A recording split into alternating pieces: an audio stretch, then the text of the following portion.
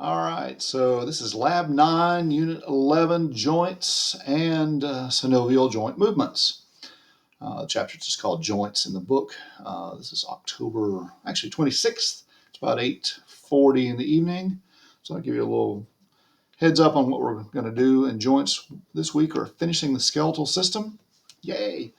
Looking at the joints and their movements, joints are classified both by their structure, which is how they're put together, and by how they function and how much they're able to move.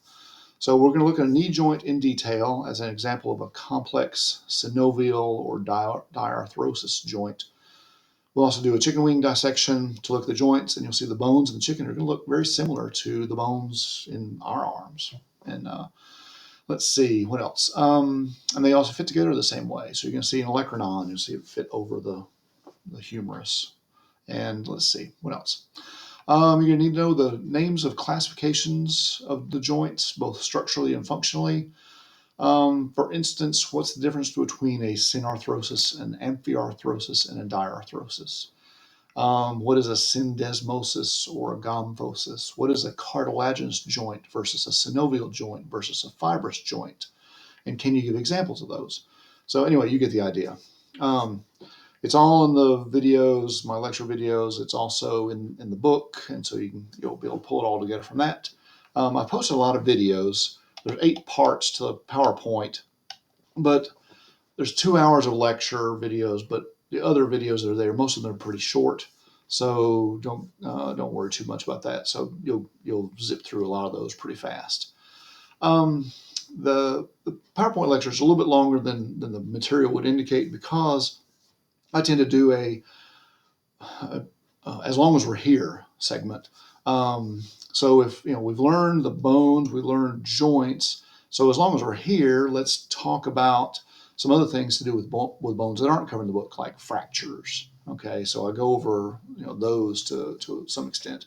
Also talk about things like gout. Okay, so it's just stuff to do with the skeletal system that I think it will be interesting to you to just fill in the little gaps, and it gives us a reason for why we're doing all this stuff.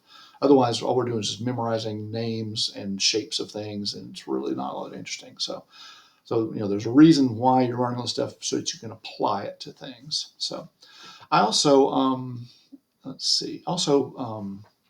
put up a page with a whole bunch of links to various to animations of surgeries as well as actual surgeries, both shoulder, knee, and hip. There's arthroscopic surgeries for knee, for ACL repair, for meniscus repair, and also for total knee replacement.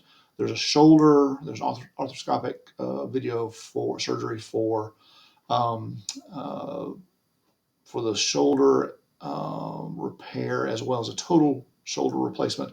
Then there's also a total hip replacement video, both animation and actual video. So you can watch the animations if that's all you want to do.